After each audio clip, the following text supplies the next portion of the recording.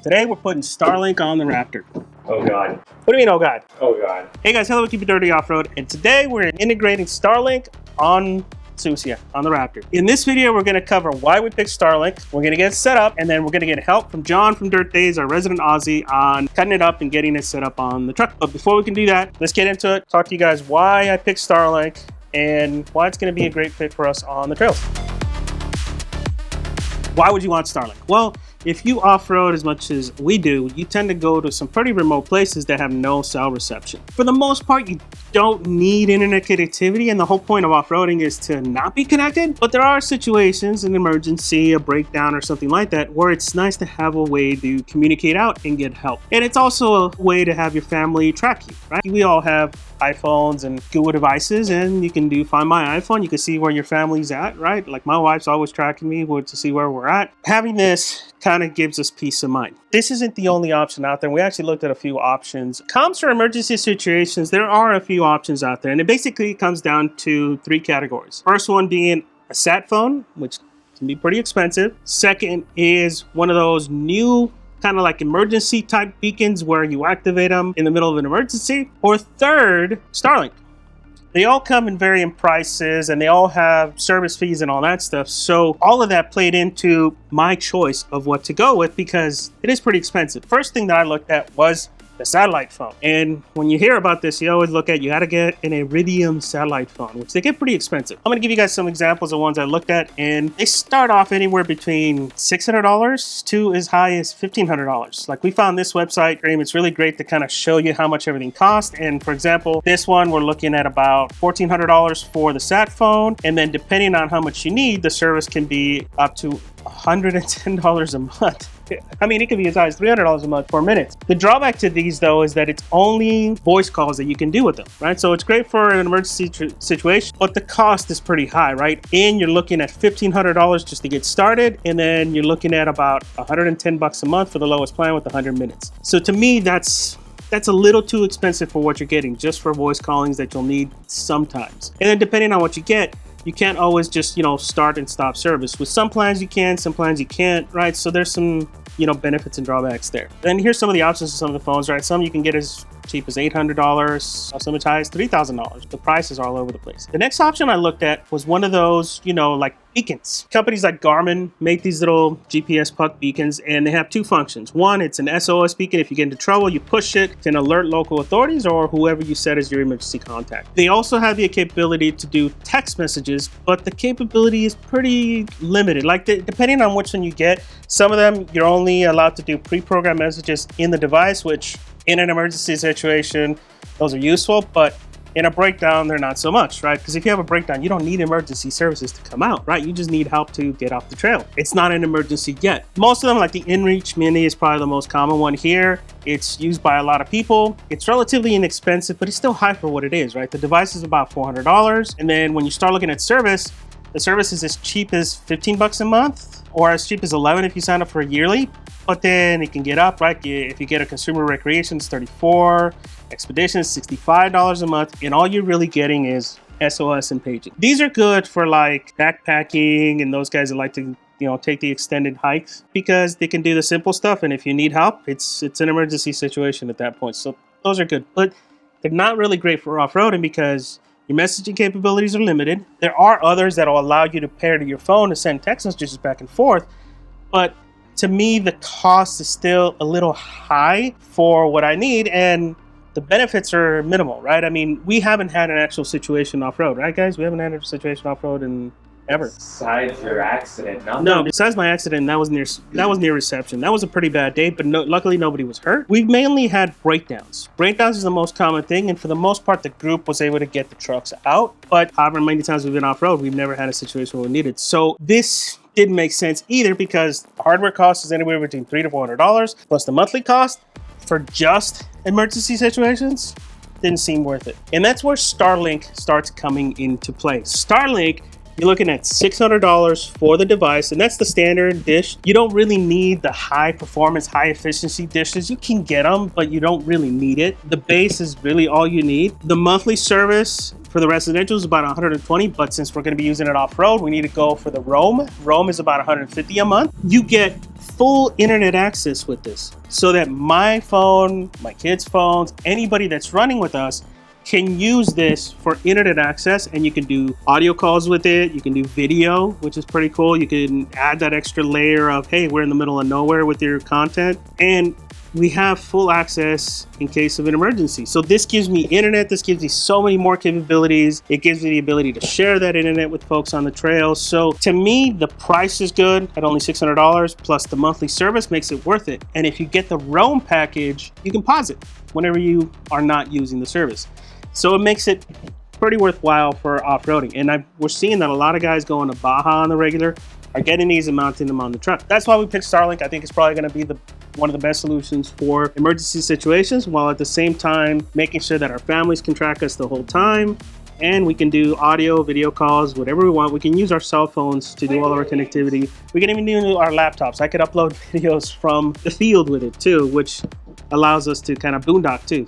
And it's going to come in really useful because we're doing an 8-day trip through southern Utah, starting at Arizona and Monument Valley. And this thing's going to come in really useful with everything we want to do. And if we have a situation, we're always connected. We don't have to worry about finding help. Now, let's go and get this set up, and then we're going to recruit the crazy Aussie to help us get it mounted on the truck. This thingamajiggy connects to that thingamabob, which powers that power thingy. Now, as far as the setup goes, you basically just need to set this up out there. Give it some power, man. Go to the Starlink app. Start setup. Tell me we got the standard dish. Confirm. Yeah, have a location. Start Starlink setup. Anyone know how long this takes to come up? Oh, it moved. Where's the Wi-Fi? Still no Starlink. There it is. Back to the app. It's asking for a login. So this is my first time setting this up. So I have to do the whole don't have Starlink yet in order here. So we're gonna get that set up. Now you can also do this with a laptop. You don't have to do this on their phone. It's just easier to do on your phone because most of the control for this is on the app. Okay, we're gonna pick the Roam because I wanna have the ability to go from wherever. And there's drawbacks to that. There's a bunch of other videos on it, guys. So if you wanna do a search on the plans, make sure you search those videos out to see what's going to work best for you. You know, and the best thing about Roam is it's the pay-as-you-go, and you can pause service whenever you want. So it's kind of a big deal. I don't know what it's doing.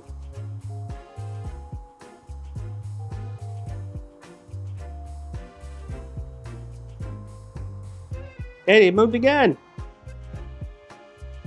It says connect to Starlink Wi-Fi. Oh, I got disconnected from the Starlink Wi-Fi. What happened? Is this thing on? Yeah, it's on. It's not working for some reason. It's taking forever. There it goes. We're back to Starlink. So it looks like I got to set this up separately. So I guess that's one thing you live and learn with this stuff. You can't just set it up. A few moments later. So we finally went online. I ended up using my laptop to create an account. And like I said, I picked a Roam account. I want to have the ability to use it from wherever. It's like really slow for some reason. I don't know why. This is all I have on my screen right now. Come on. Wow, this is getting frustrating. Do you guys have these issues setting up your Starlink? No. 5 hours later. It keeps going to the login. I don't know why it keeps going to the login. Oh, there we go. Network name. What should we call it? Keep it dirty? Sure. Keep it Starlinky, maybe? Keep it dirty. And I'm not going to tell you guys what I'm going to set the password to. What should we set it to? Oh, I know. Does it have to do with a certain color? The Starlink keeps going in and out. I keep getting disconnected from it. I don't know if it's rebooting or what it's doing, but I keep getting disconnected from it. Those that have Starlink, is this a normal thing while you're setting it up? Again with the login screen. Come on! This is quite frustrating. The process to set this up, I was hoping it'd be easy. It's not. So I've struggled with it for a while. The Starlink was finally set up. Not sure why ours fought us so much. Maybe it was doing updates as we were setting it up. I don't know, but it just kept losing connection with the phone and rebooting. And after about an hour playing with it, we finally got it up and running. Next, we needed to cut up the dish and put it in a waterproof enclosure to run on the roof of the truck. Now, to do this, we enlisted John Kilbourne's help from Dirt Days to cut it all up. For those that haven't met him, this is John. This is the crazy Aussie that's always on the trails. Where's your Gen 1, John? It's actually getting repaired right now. Really? How do you figure that line that you just drew to cut it? Do you have a template that you use, or how do you figure that? Right there. Really? Yeah. That's what, about 1/2 inch or 3/4 inch above. And that's just to get it thinner so you can fit it in your plate. Yeah. This is what bit did you use? The Dremel 561 bit, which is a 1/4 inch bit. About a quarter. I don't know what it is. Because you don't want to cut too deep so you don't damage your circuit board. Correct. All right, so we're going to cut along. Now make sure you take your time with the cut. The cleaner the cut, the less extra work you have to do later.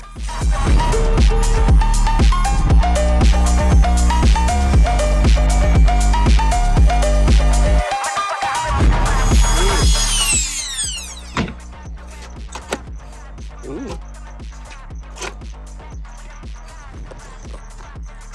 That piece. You ain't kidding about the mess. Right. Look at that. You had room to spare, too. The only part that it gets really close is back here with this little chip back there. So this little bitch, John says we got to break off. That's just melted plastic. And then he's got a way to do the connectors, too. Because you don't need one of them anymore because you're not controlling that. You need the other one. Uh-oh. Who's getting an exam? Your board's back in the exam. Oh, that's a nifty way to do it. Mind you, this is John's hands. Hey, how'd you find gloves that fit you? Costco. What is this, like triple XL? It's their XLs. They're rubber, so they stretch. That's what she said?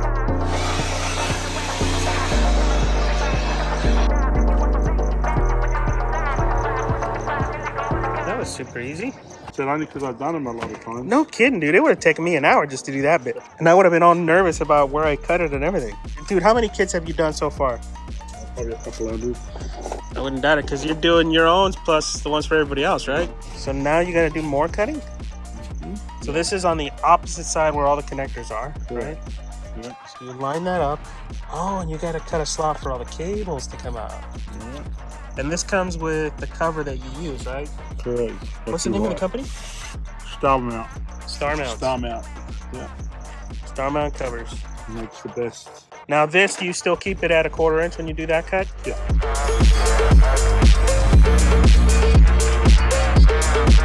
You just cut all the way through on the sides, but then just score the bottom and then snap it off. And you went a little bit bigger too, just to be on the safe side, right? Yes, correct. And it doesn't matter if you go bigger because that's going to be all inside the container. Correct. It's ready for the container. So you already did some pre-work, right? You Yeah. do have to glue the cable in. Yeah. Oh, so this is it comes with the kit. It's an extension that connects to that, right? No. Oh, how do you do that? This comes in with this. Oh, so that you That's get this that off cable. of that. Yeah.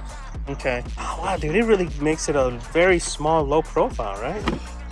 Sure, it suits it. It's a little high there. Now, will that compress in once it goes down, or? No, I'll sand it down a little bit. And you want to make sure it's flat because of the plexiglass when it goes up top, right? Right. Well, you need it to come down and seal against the rubber. So it makes it waterproof. So now you added kind of a sanding bit. This is a tough spot because you have to trim away enough material so the dish sits in the enclosure perfectly flush so that you have a proper seal. So take your time. It'll take a few tries to get it right, but it'll be worth it in the end. Look at that. What side needs to go down? The other side, just a touch. Oh, yeah, you can tell.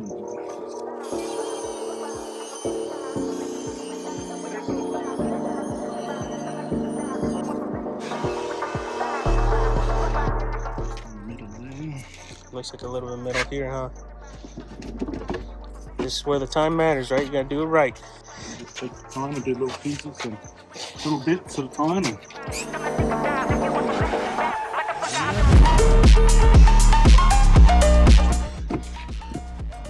There you go. Do we need to blow out the inside, or is that good? It's a plastic and hurt, but I will.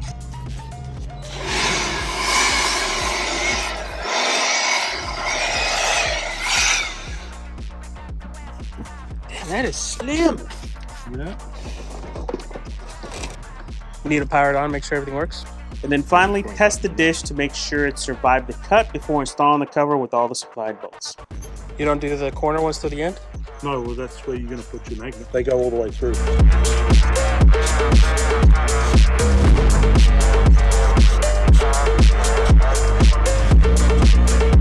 Done.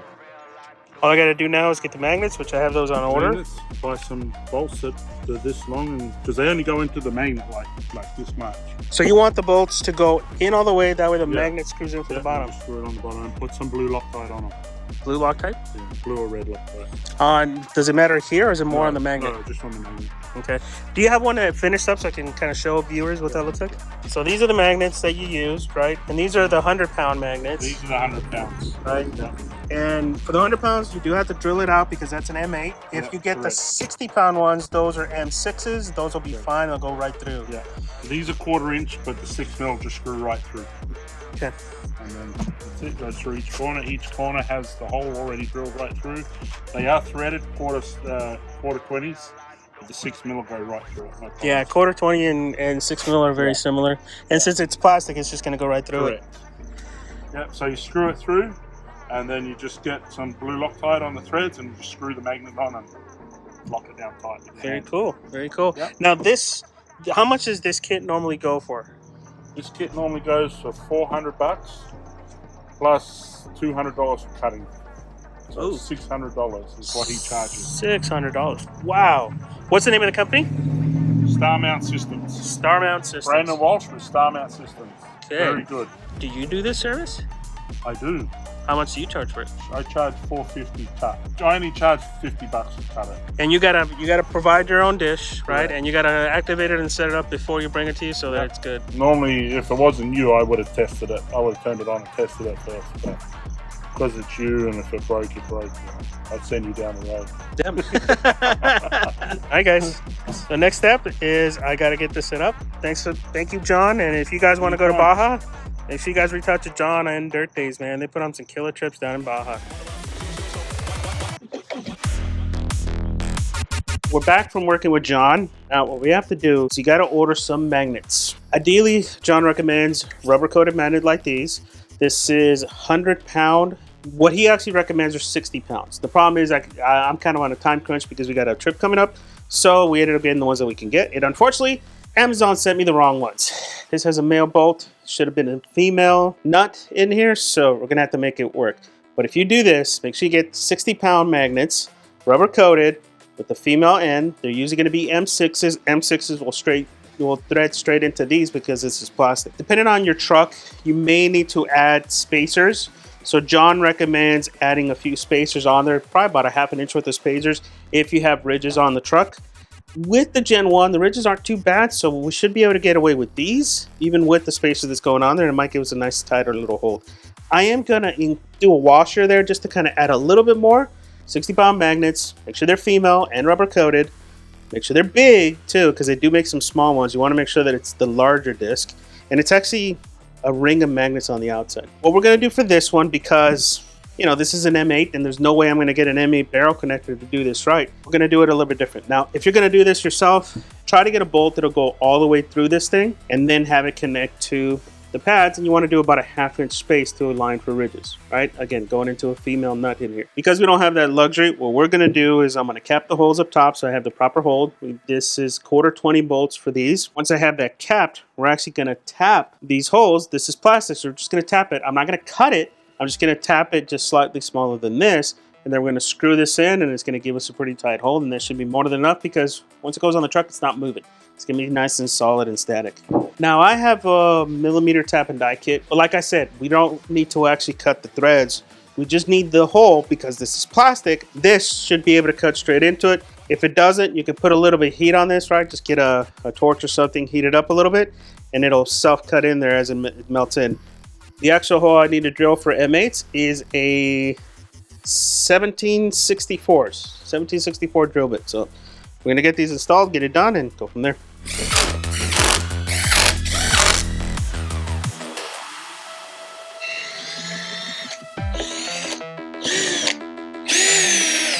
So you guys see how we did that? We used the other bolts as a stop so that they don't lose their grip before we put these in.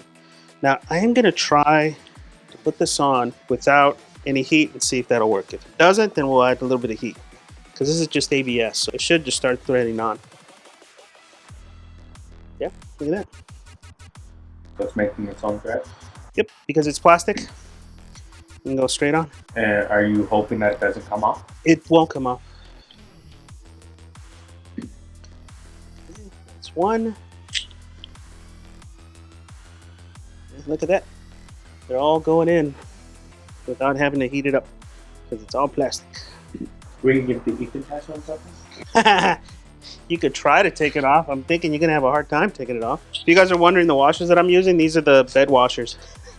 If you have an aluminum truck, you can use suction cup mounts. You're fucked. No, they make Just say you're fucked. they make really strong suction cup mounts. Ooh, that's not good. Now we went ahead and installed the rest of the magnets. Just make sure that when you're going in level. Otherwise, the bolts have a tendency to cut sideways. There they are.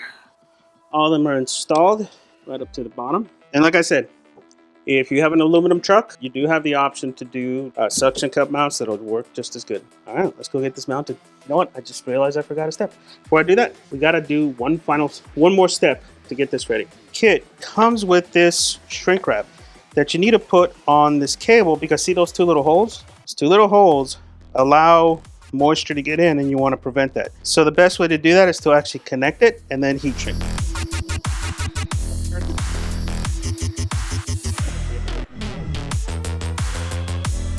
Okay, now we got to install it, and this is going to be the part that sucks, because we got to put it on the roof, and we got to put it in such a way that it hits the middle. Again, make sure this cable is towards the back. Let's get it up there. It helps if you're tall. But you're not. Nope. Oh, wow. Those magnets hold on tight, and that's definitely not centered. All right, I got to get a better spot. You want me to do it? No. Catching your old ass trying to get up this truck. I know. Fucking hilarious. Oh, my God. You need me to do it? Oh, wow. Damn. It's going to take some force for that to come out. Oh my God, that is a tight hold. See how it's just grabbing the ridges? Yeah. I might have to put it off to one side. Which...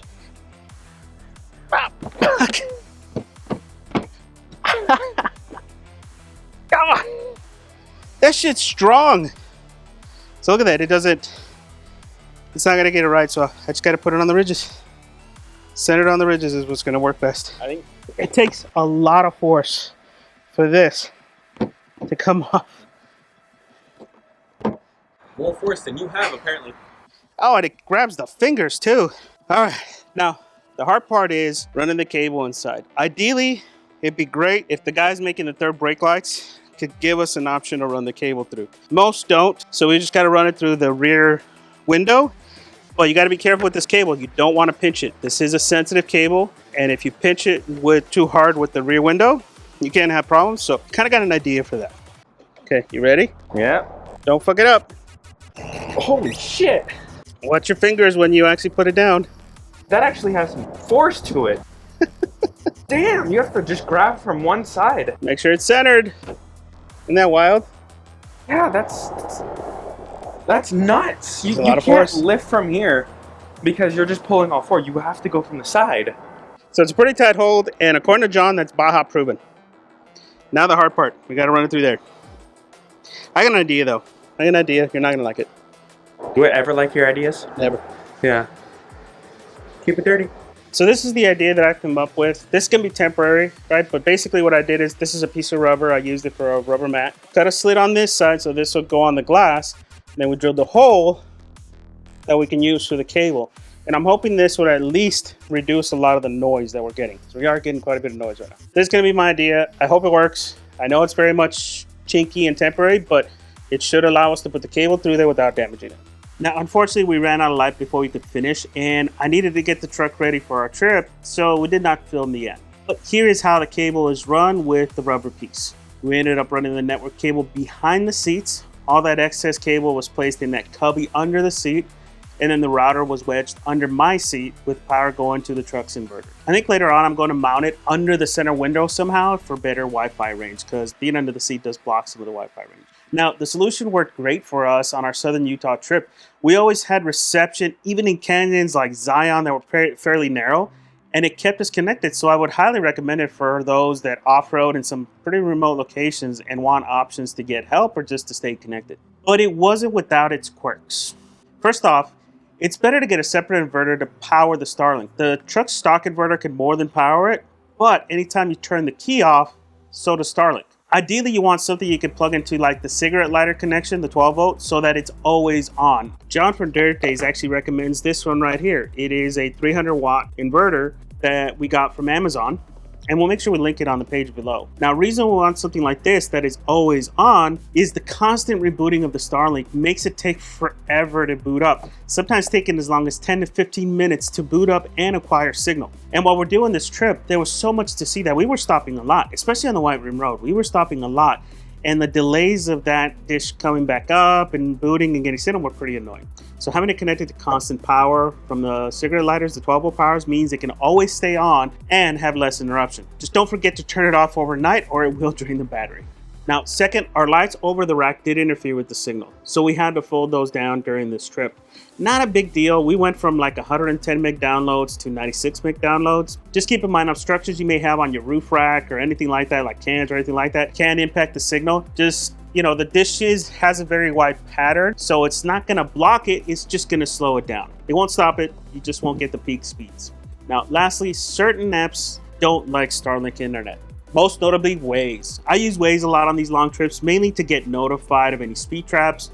Well, Waze app don't like Starlink. Half the time I try to use it on Starlink, it would just sit there and lock up on it. I would switch to cell and it worked instantly. Turns out I needed to let the app connect all the way before using it. And for some reason, the app does not like Starlink internet, and it took a few reboots of the app and a little extra time to connect each time. Not sure why. Maybe someone that knows how the app works can give us some insight there as to why the Waze app doesn't like working correctly. If you want to get a similar setup, Starlink systems are available now at your local Best Buy. You don't need to order from Tesla, and you also don't need the high efficiency dish or the roof mounted ones that are $2,500. The $600 one is more than enough for off-roading, and the high efficiency really won't go any faster. It won't get to any faster speeds. The enclosure we got is from Star Mounts. You can get it online for about $400. I think last time we checked it was $379.